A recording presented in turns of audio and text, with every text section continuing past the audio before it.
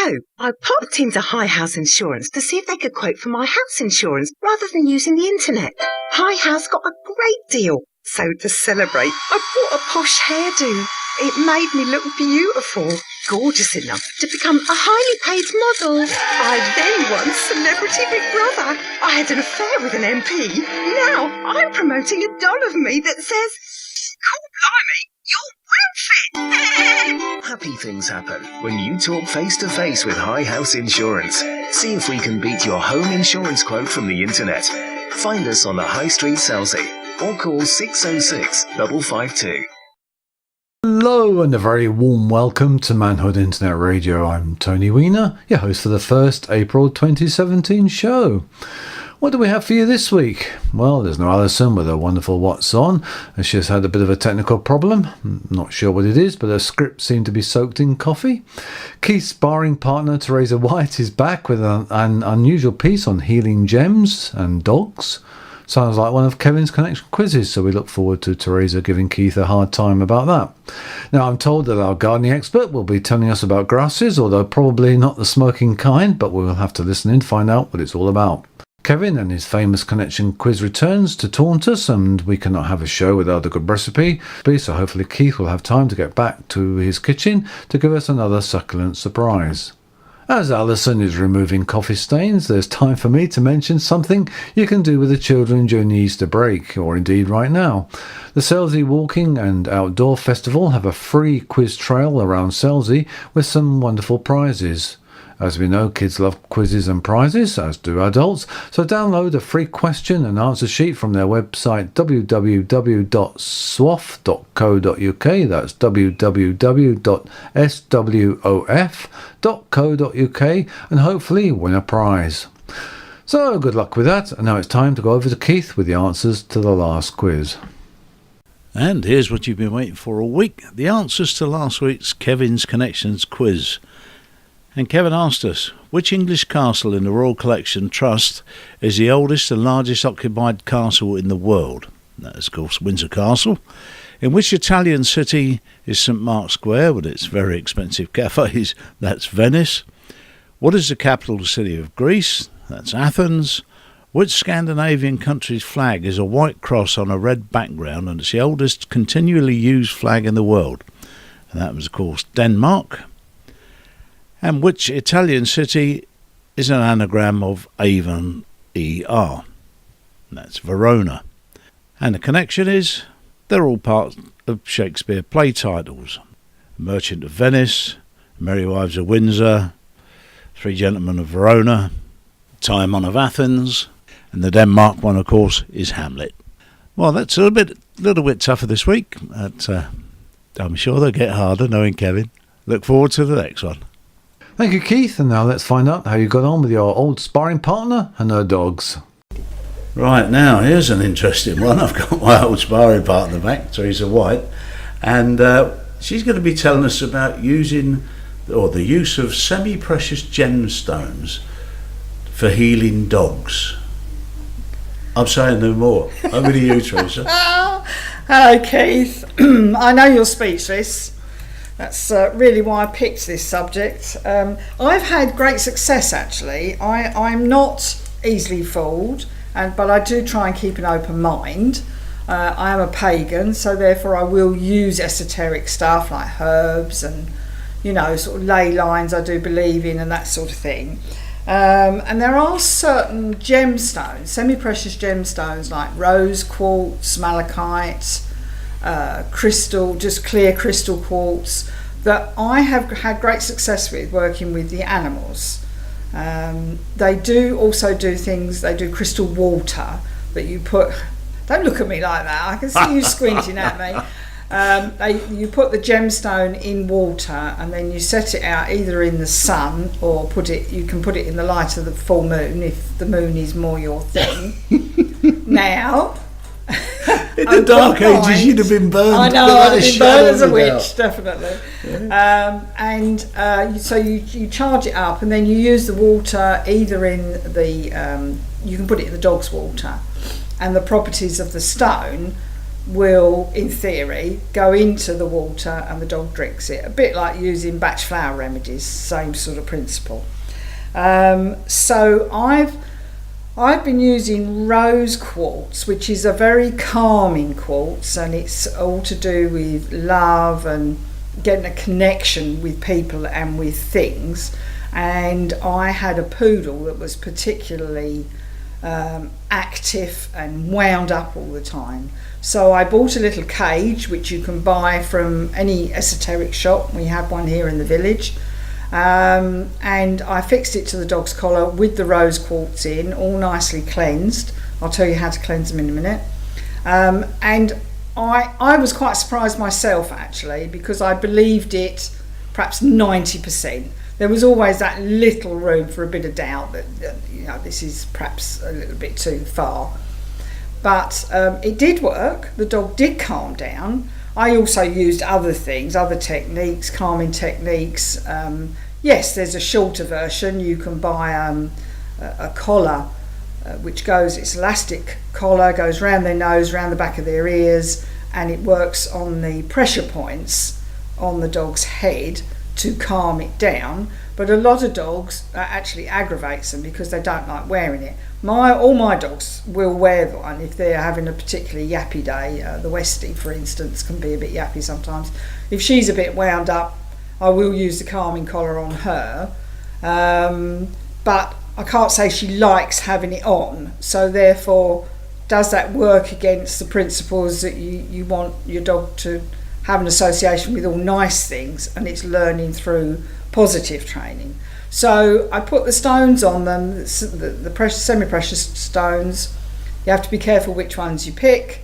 Buy a little book about them if you're going to use this method, so as you don't use the wrong ones, because smoky quartz can sometimes cause some ill effects, believe it or not. I've just checked the date. I thought it was April the 1st. No, it's not April the 1st. You're all right, Keith. I mean, my husband is a complete anti-psychobabble person. He's as far from New Age as you can get. And I bought him a stone because it was pretty, and it was his birthstone. It was a sodalite, and a very pretty blue stone with white marbling through it. And he wore it, and he came home and he said, all day on and off I've been feeling really dizzy and not right.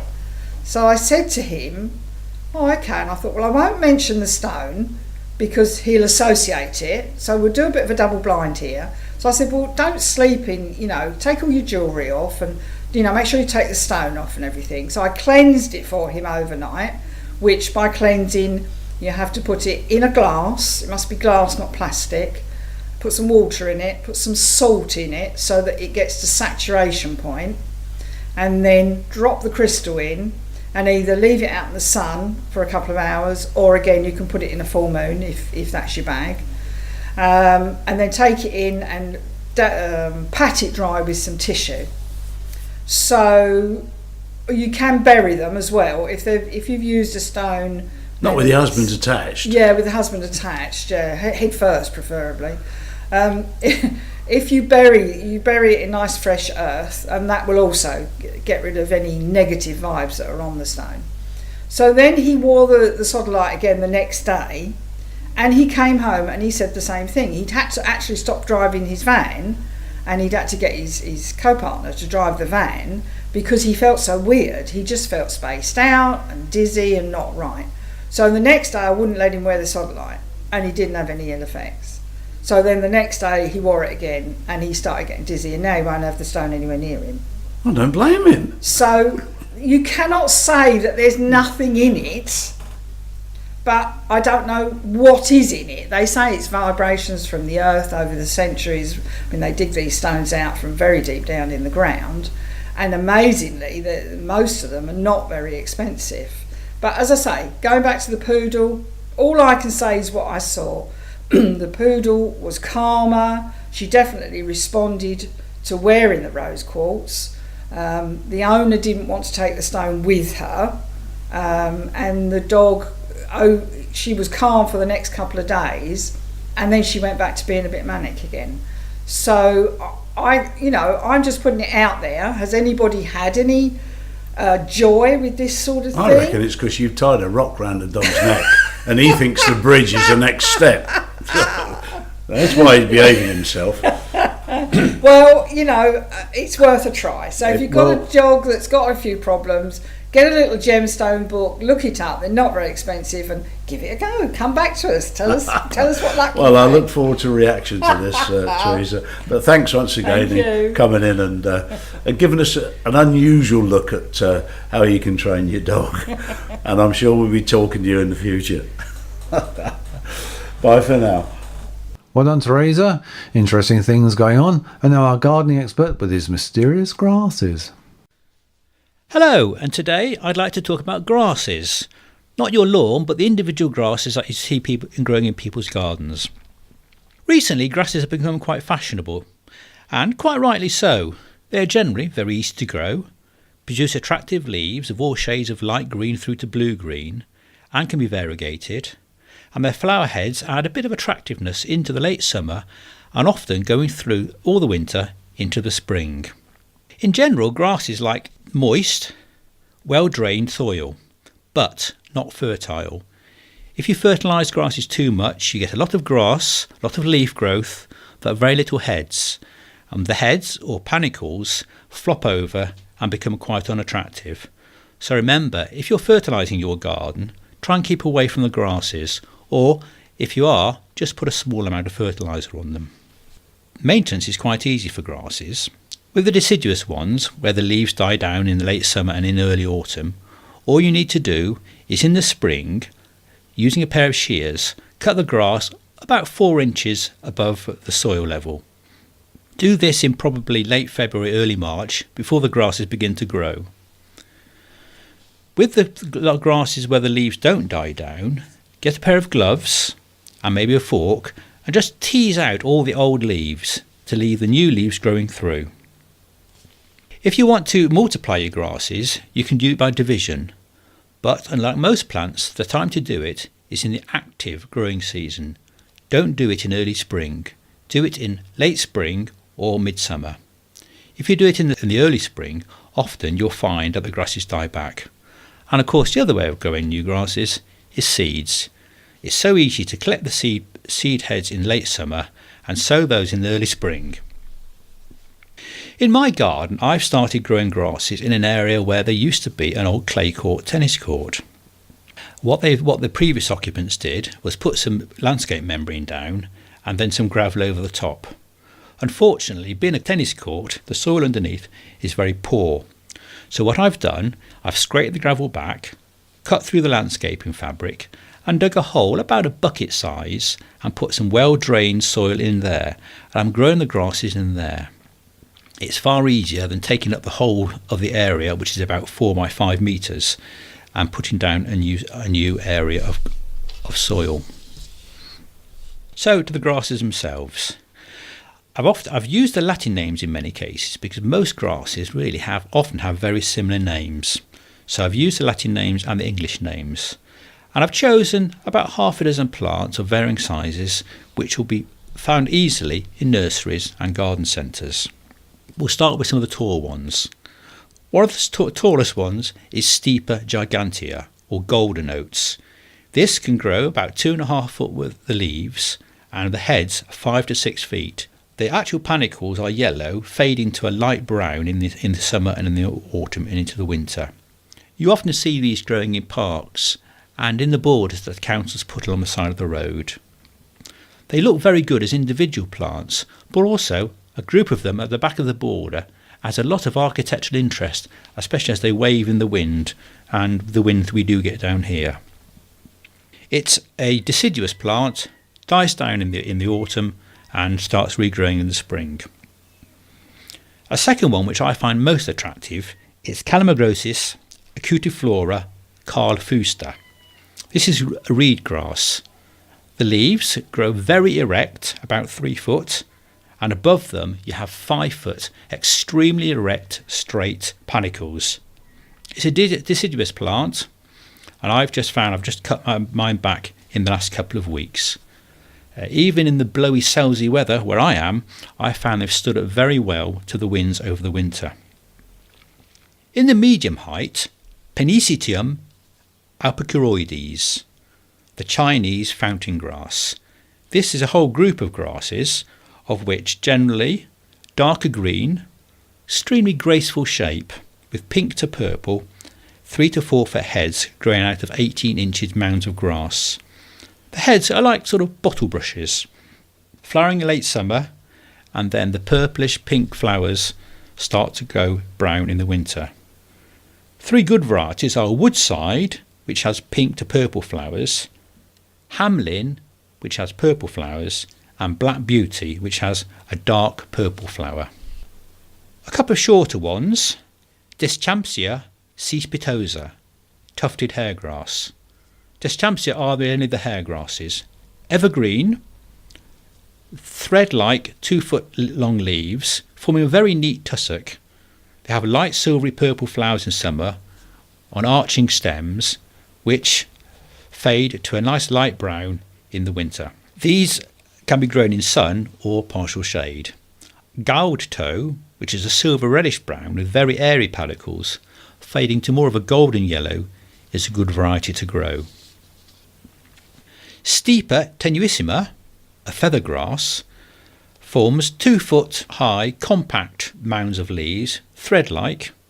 The narrow panicles or flowers are fluffy silvery blonde, and they again fade to a nice silvery brown in the winter. They like full sun, and you'll find those, like most grasses, flower from June through to September. And finally, Festuca glauca, the blue fescue. Evergreen, and by the name, a very blue-green foliage. More of a silvery blue. Generally you're growing this for the colour of the grass, and looks very nice at the front of the border. Grows up to about 1 foot, with floppy 18-inch panicles. Blaufuchs is a brilliant blue, and Elijah blue has more bristly upright blue-green leaves fading to brown. And finally, you can also grow the grasses in pots, but remember, not a fertile soil. I would recommend John Innes number 2, and if you have to put fertiliser on, a very weak fertiliser at the beginning of the season. Altogether, you'll find that grasses are quite attractive. There are plenty to choose from, and you'll find interest certainly from probably the growing season in April all through to the winter. Thank you. Thank you, David. It wasn't what I thought. And now the moment we've been waiting for. It's Kevin's quiz. Hi there, Kevin the quiz with this week's quiz questions. 5 questions, 5 answers. And there's something connects all the answers. You have to find that connection. Question number 1, film question. Which character did Vivian Leigh play in the classic Gone with the Wind? Number 2, what was the name of the floor walker played by Frank Thornton in Are You Being Served? What was his name? Question number 3, nice and easy. What colour usually is an emerald? Number 4, which snooker player has appeared in 6 world finals and lost every single one? And number 5, what condiment are Coleman's of Norwich most famous for? So 5 answers. What connects all the answers? Good luck. Blimey, Kevin, clear as a bell. Usually sounds as if he's in a bucket. We must have given him a new microphone. Well, that should have given Keith time to get back to his kitchen, so let's find out what succulent treats are in store for us. And welcome to this week's Keith's Kitchen. We've got a couple of nice meaty recipes for you this week. And the first one's beef stroganoff. Now this will serve 4 people, and this is what we need. 15 grams of dried ceps. Now for those of you that may not know what ceps are, they're a wild mushroom. 350 grams of beef fillet. 2 tablespoonfuls of olive oil. 115 grams of shallots, and we need them sliced. 175 grams of chestnut mushrooms. Half a teaspoonful of Dijon mustard. 5 tablespoons of double cream. Some salt and pepper, some freshly cooked pasta to serve, and fresh chives to garnish. And this is what we do. Place the dried ceps in a bowl and cover with hot water, and then leave them to soak for 20 minutes. Meanwhile, cut the beef against the grain into 5mm thick slices, and then into 1 centimetre long strips. and put those to one side. Drain the mushrooms, reserving the soaking liquid, and chop them up. Strain the soaking liquid through a fine mesh sieve or a coffee filter and put that to one side. Heat half the oil in a large frying pan. Add the shallots and cook over a low heat, stirring occasionally for 5 minutes or until they're softened. Add the soaked mushrooms, reserve the soaking water and the whole chestnut mushrooms, and cook and stir frequently for 10 minutes or until almost all the liquid is evaporated, and then transfer the mixture to a plate. Heat the remaining oil in the frying pan, add the beef and cook, stirring frequently for 4 minutes or until browned all over, and you may need to do this in batches. Return the mushroom mixture to the frying pan and season to taste with the salt and pepper. Place the mustard and cream in a small bowl and stir to mix, then fold into the meat and mushroom mixture and heat through gently, then serve with freshly cooked pasta and garnish with chives. Nice and easy one, that one, very tasty. Beef stroganoff. And our next recipe is slow cooked lamb with celeriac. Very nice way to cook a piece of lamb, this. And this is what we need. This will serve 4 people. And we need 1 leg of lamb on the bone, weighing about 2.5 kilos, 2 whole heads of garlic, the grated rind of 2 lemons and the juice of 1 lemon, 2 tablespoonfuls of finely chopped fresh rosemary, 3 tablespoonfuls of extra virgin olive oil, 3 shallots roughly chopped, 350 ml of dry white wine, and 1 kilo of celeriac peeled and cut into large chunks, and some salt and pepper for seasoning. And this is what we do. Score gently through the fat on the lamb in a diamond pattern. Put it in a non-metallic dish. Separate the heads of garlic into cloves. Peel and crush 4 of the garlic cloves and reserve the remainder. Mix the crushed garlic, the lemon rind and juice and the rosemary together. Season well with salt and pepper and stir in the oil. Rub the mixture all over the meat and cover and marinate in the fridge for several hours or even overnight. Now preheat the oven to 220 degrees centigrade or gas mark 7. Transfer the lamb to a roasting tin and pour over the marinade, and then roast in a preheated oven for 20 minutes. Reduce the oven temperature to 190 degrees centigrade. Add the reserved whole garlic cloves, the shallots and the wine. Cover with foil and roast for a further 1 hour and 40 minutes, basting occasionally. Remove the foil, add the celeriac and turn to coat the pan and turn them all to coat in the pan juices, and cook with the lamb for a further 20 minutes. Now remove it from the oven, lift out the lamb and keep that warm somewhere. Return the celeriac to the oven and roast for a further 10 to 15 minutes until it's golden. Carve the lamb and serve with the celeriac and whole garlic cloves and drizzling over the pan juices. It's fair making my mouth water as I sit here. Lovely dish, really tasty. And that's it for this week. We'll see you again soon. Bye for now. Thank you. So that's me done for another week, and it just remains for me to thank all our contributors, including Local Life magazine, our sound editor John Mullett, our presenters David, Kevin and Keith, not forgetting of course our producer John Fletcher. So it's goodbye from me, Tony Weiner, until next time, bye.